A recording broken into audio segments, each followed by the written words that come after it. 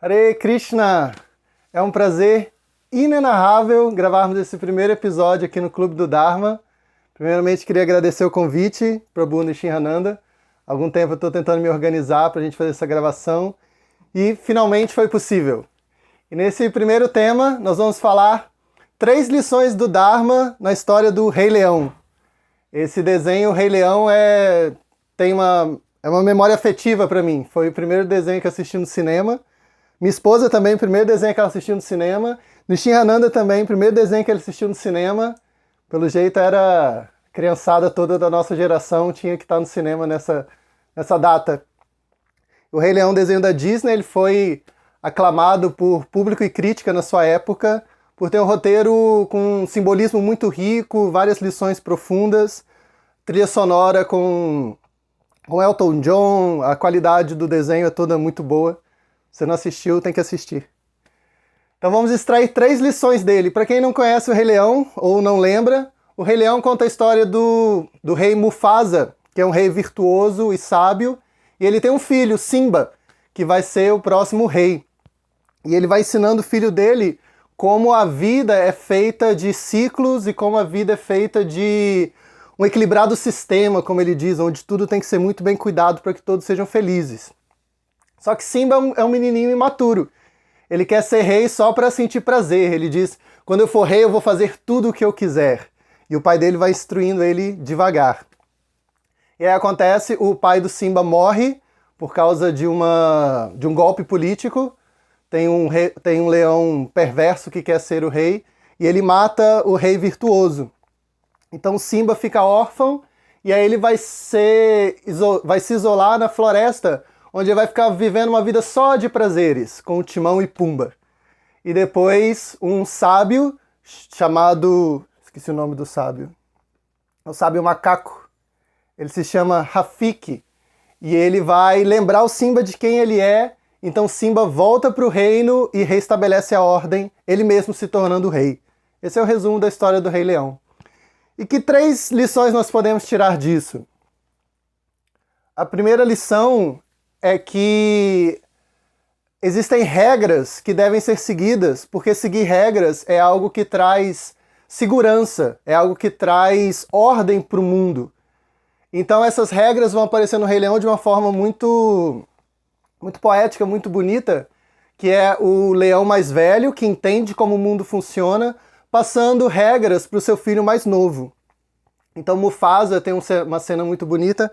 Ele está ao lado de Simba e eles contemplam assim o horizonte e tudo é muito bonito porque o sol derrama sua luz sobre tudo e faz um cenário muito belo.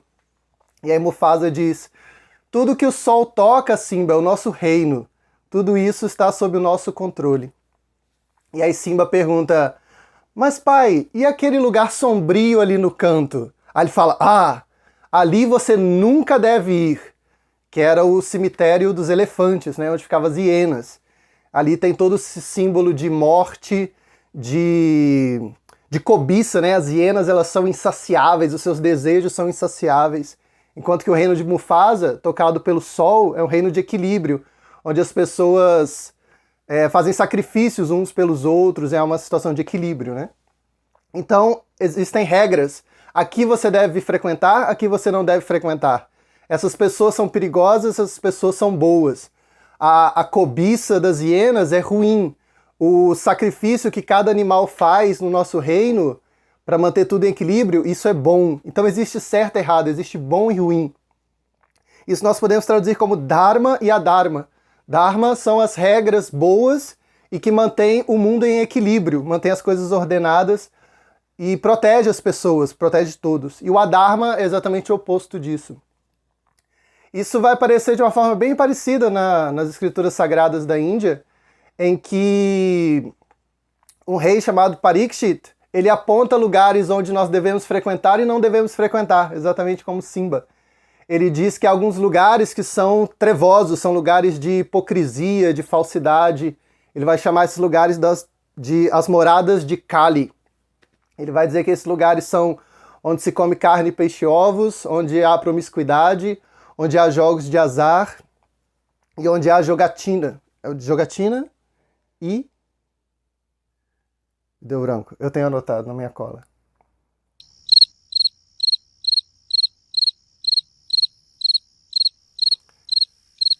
As 4 moradas de Kali é o lugar onde há drogas, promiscuidade, jogos de azar e consumo de carne. E ele diz também o lugar onde há ouro, onde há ostentação, onde há uma riqueza vazia. Então, o Parikshit e os sábios vão dizer, esses 4 lugares nós não devemos frequentar. Então nós recebemos essa instrução, mesmo quando nós somos muito jovens, né? As pessoas mais velhas, elas já vividas, elas sabem os perigos que há de se envolver com essas coisas. Os gurus vão fazer isso, ou se os nossos pais têm sabedoria, eles vão dizer isso também, professores, qualquer autoridade que tenha um mínimo de bom senso. Agora, quando Simba recebe a instrução de não frequentar aquele lugar escuro e trevoso, o que ele diz? Ele diz, eu rio na cara do perigo. Ele não se importa, né? E ele vai até lá. E ele ainda leva a noiva dele, que também era criancinha, a Nala, e lá as hienas quase matam os dois. E aí o pai dele tem que salvá-lo de lá. E o pai dele dá uma bronca nele, ele fala, você se colocou em perigo, e pior do que isso, você colocou Nala em perigo. E o servo lá do rei também acompanhou ele, que é o passarinho Zazu. E você colocou Zazu em perigo. Então, isso mostra que quando a gente erra, quando a gente quebra o Dharma, a gente coloca outras pessoas em perigo junto. Por exemplo, um marido ou uma mulher, ele não pode se degradar sozinho. Se ele se degrada, ele sempre destrói a família dele junto, né? Se o marido se envolve em promiscuidade ou em adultério, ou se a esposa faz isso, a família toda se arruína, né? Ou se o filho se envolve com drogas, ele não se destrói sozinho, ele também destrói um pouco do seu pai e da sua mãe juntos, né? Então, Mufasa diz isso, você se colocou em perigo, você foi onde não deveria, você quebrou as regras, colocou você mesmo em perigo, colocou Nala em perigo, colocou Zazu em perigo e colocou o pai dele em perigo também. Então, a gente recebe essas instruções às vezes muito jovem e a gente não consegue entender a grandeza que tem nisso. Em se abster de drogas, se abster de promiscuidade. A gente só vai entender isso quando a gente olha em retrospectiva. É só quando eu vejo assim, o que minha vida se tornou há 15 anos seguindo essas regras, que eu posso dizer, nossa, eu fui muito protegido. Porque pessoas que eu vejo que não seguiram essas regras estão na minha idade agora, algumas estão em presídios, algumas estão com problemas psiquiátricos graves, algumas suicidaram, algumas desenvolveram doenças sexualmente transmissíveis, essas doenças desenvolveram-se e geraram cegueira e várias outras perdas. Então Simba, quando ele recebe as instruções, ele não pode entender o valor daquilo. É só quando ele tiver adulto que ele vai entender a sabedoria do pai dele. Mas ainda assim ele tinha que seguir aquelas regras, né? E nós também, a literatura védica vai sempre dizer isso. Não frequente esses lugares trevosos aqui, eles são perigosos. E mesmo sem entender, a gente faz bem em seguir. E quando nós amadurecermos, formos um leãozinho já com uma jubinha um pouco maior, a gente vai poder entender e ser grato por essas regras. Então essa é a primeira lição com o Rei Leão. Há regras, e as regras devem ser seguidas, porque quando elas são quebradas, elas trazem problemas. As regras, é claro, que vêm de adultos maduros, sábios e iluminados, né? Segunda lição para aprendermos com o Rei Leão. Hakuna Matata. Esqueça seus problemas, né? Essa é uma parte grande do filme, uma parte muito memorável, que é quando Simba, quando o pai dele morre e há muitos problemas no reino, Simba, ele se afasta do reino e fica na floresta vivendo só para sentir prazeres. Ele vive só para o bem-estar. E ele diz que a solução dos problemas é fingir que eles não existem. A solução dos problemas é ficar só dando prazer para si mesmo. E ele vai cantar isso. A música em português não passa muito essa ideia, então eu vou traduzir direto do original em inglês, que passa essa ideia de um entretenimento exagerado, a busca exagerada pelo prazer pessoal. A música em inglês fala assim, Hakuna Matata, what a wonderful phrase. Hakuna Matata, that's no passing craze. Hakuna Matata, que frase maravilhosa. E ele fala assim, it's no passing craze. Não é uma moda passageira. Quer dizer, um estilo de vida para sempre. Aquele estilo de vida do Simba de não cumprir o seu dever de ser o próximo rei. De viver só na floresta comendo o que quer, dormindo a hora que quer, dado aos prazeres. E aí depois assim... Aí se define a expressão Hakuna Matata. Diz... It means no worries for the rest of your days. It's our problem-free Philosophy, Hakuna Matata. Então fala, Hakuna Matata significa sem mais problemas pelo resto da sua vida. Essa é a nossa filosofia livre de problemas. Então Simba faz isso, enquanto ele está curtindo a vida ali, fingindo que não existem problemas, só dando prazer para si, o mundo está em colapso. No reino do pai dele, o pai dele foi morto e o reino tomado por um golpe, as pessoas estão passando fome. É descrito que não há comida e não há água. E aí o rei ditador diz assim, eu não posso fazer nada, a responsabilidade de fornecer comida é das leoas que têm que caçar. E aí as leoas falam, mas como nós vamos caçar? A grama morreu e os búfalos que nós caçamos já morreram porque não há grama, como a gente pode fazer? Aí fala, então isso não é problema meu, se não há comida, não há água, não é problema meu. Enquanto isso, o que o Simba está fazendo? Ele que deveria ser o rei virtuoso e fornecer comida para as pessoas, ele está cantando e dançando na floresta. Hakuna Matata, os seus problemas você deve esquecer. Essa é a vida dele. O mundo precisa dele, a sociedade precisa dele e ele não está fazendo nada. É como um chefe de família em que a família precisa do amparo dele, mas ele fica o dia inteiro no bar. É como uma mãe que deve educar seus filhos, mas ela tem preguiça de educar seus filhos. É como uma pessoa que deve ganhar dinheiro para manter seus pais idosos, mas ela prefere ficar o dia inteiro jogando videogame. É isso que o Simba representa nesse momento. Ele não quer cumprir o seu dever, que envolve sacrifício, que envolve fazer o que é desconfortável para manter os seus dependentes. Ele prefere fazer o que é confortável, mesmo que isso gere miséria para os outros, mesmo que isso gere muito problema para os outros. E se você conhece a Bhagavad Gita, você deve estar se lembrando de alguém. Isso lembra muito Arjuna, no capítulo 1. Arjuna ele tinha que fazer a mesma coisa que Simba. Ele tinha que ser o rei virtuoso para proteger as pessoas. Porque quem estava no poder era Duryodhana. E Duryodhana era estuprador, era ladrão, ele colocava fogo em casa com pessoas dentro, ele havia tentado envenenar seus primos, ele era uma pessoa com um nível de maldade assim, exorbitante, ele não tinha nenhuma qualificação para ser rei. E Arjuna tinha que tirar Duryodhana do poder e assumir o poder. Só que o que Arjuna faz? Hakuna Matata. Ele fala, Krishna, eu quero sentir prazer, eu ter que lutar contra Duryodhana, isso não vai me dar prazer, o que eu vou ganhar com isso? São os argumentos de Arjuna, né? Melhor eu ir para a floresta e ficar lá meditando, porque se eu vencer essa batalha, eu não vou sentir prazer, eu não vou ficar feliz. O critério de Arjuna é todo em torno dele. O que eu vou ganhar? Eu quero ser feliz, eu quero dar prazer. O nome disso é hedonismo, é a cultura do gozo dos sentidos. E Krishna vai convencer Arjuna ao contrário.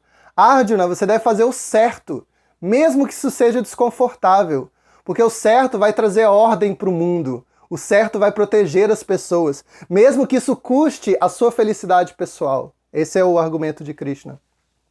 E isso a gente entra num nível de Dharma muito profundo, que é o nível do Dharma, que é o conflito entre a cultura de gozo dos sentidos, de busca do prazer ou da paz pessoal, e a cultura do Dharma, que é o sacrifício pelo bem comum, pelo bem maior, e em última instância como oferenda a Deus.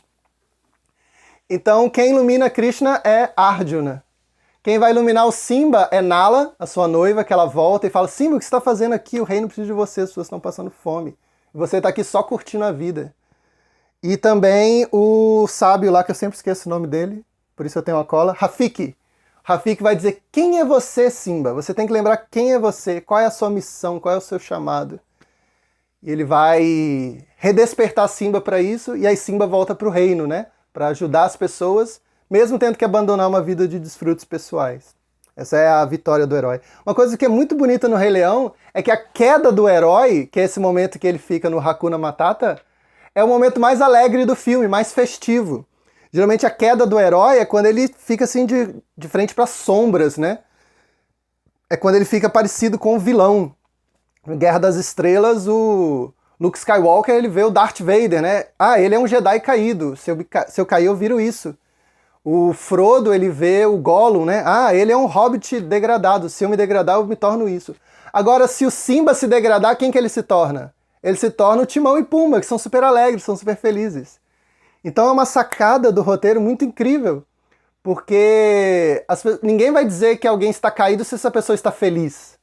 Mas se você está feliz no nível egoísta, você está caído.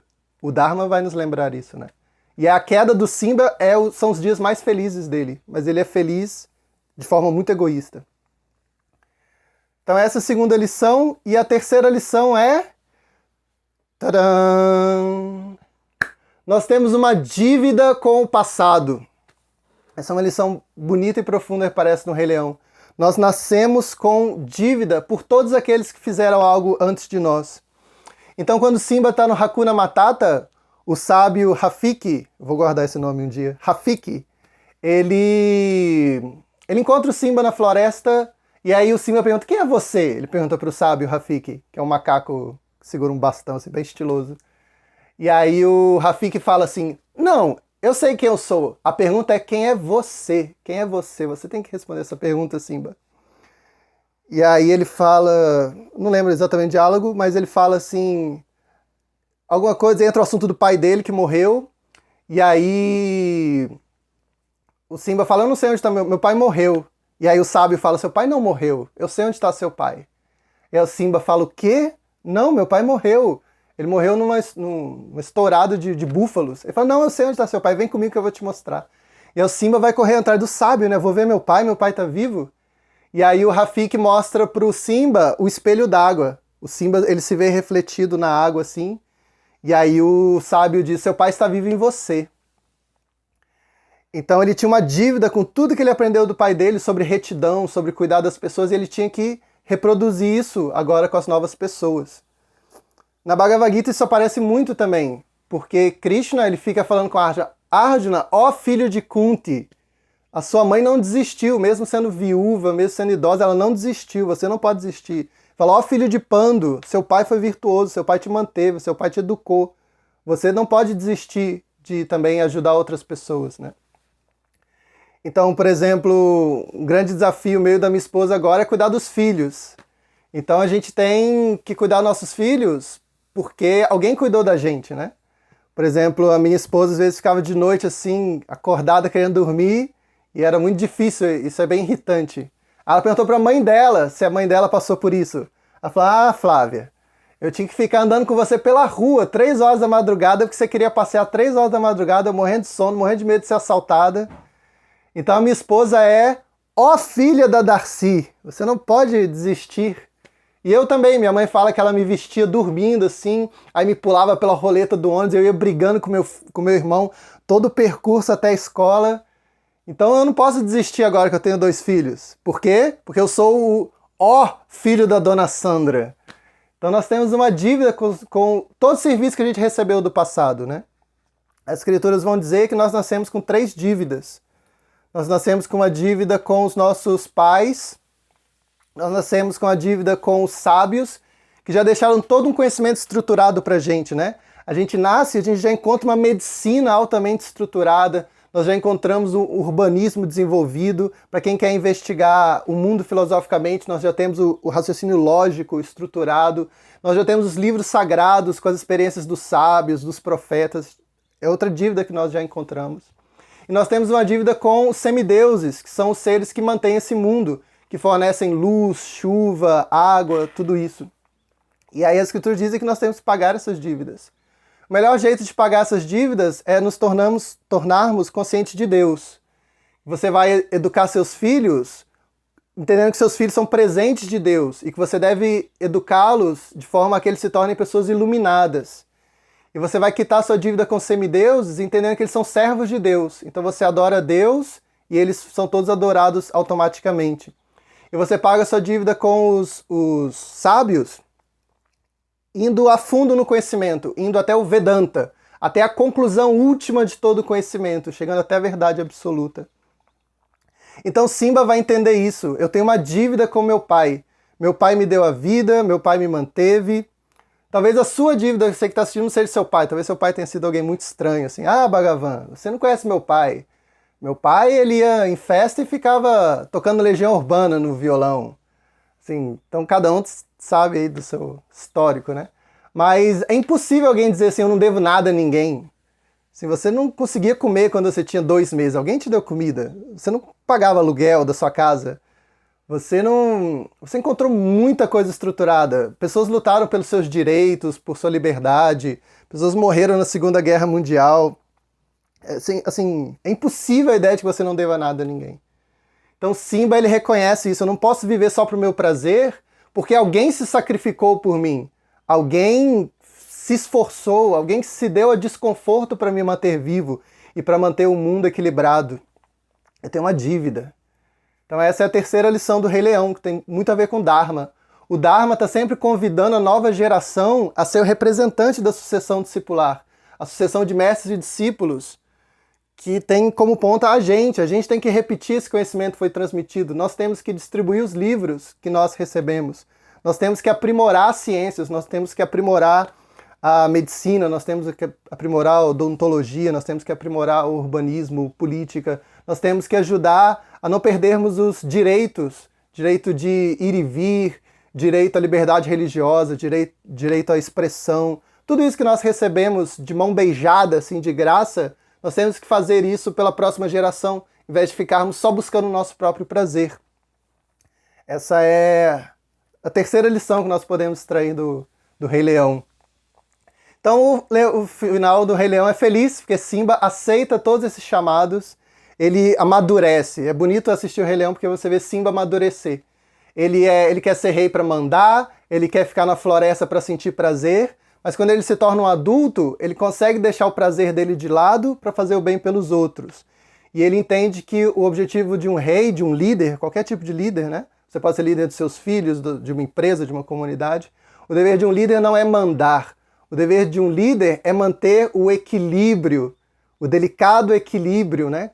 Que no Rei Leão vai ser comparado ao sistema animal. É manter equilibrado os ciclos, é preservar o conhecimento, retransmitir, comunicar bem. Ele vai entender, esse é o objetivo de um líder, e Simba abraça isso. E depois ele ainda tem um filho. É muito bonito que dá esse grande desfecho, que é chamado de o ciclo sem fim.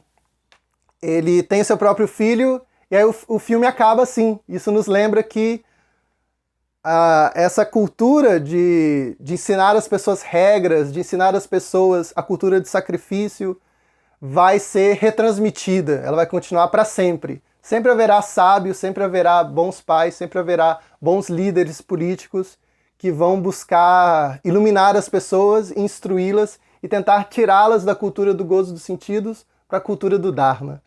Então um desenho muito bonito, com muitas lições. E esse é o nosso primeiro programa, bem singelo, bem modesto, mas a gente espera que seja de algum enriquecimento para quem assiste. A gente agradece a atenção e seguimos com o próximo episódio em outra oportunidade. Muito obrigado, foi um prazer inenarrável.